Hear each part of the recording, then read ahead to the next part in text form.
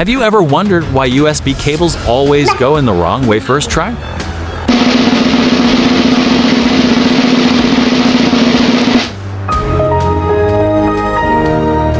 Like, no matter how confident you are, you always flip it twice. Well, there's an actual reason, and it's kinda stupid. Quick break. If weird tech truths like this make you smile, stick around and hit subscribe.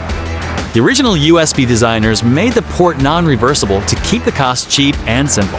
They chose a one-way design, even though they knew people would plug it wrong 50% of the time. But here's the kicker: in real life, it feels more like 100% of the time. And that's why USB-C finally fixed the problem, perfectly reversible. No thinking needed. So yeah, it wasn't your fault. It was the design. What about you?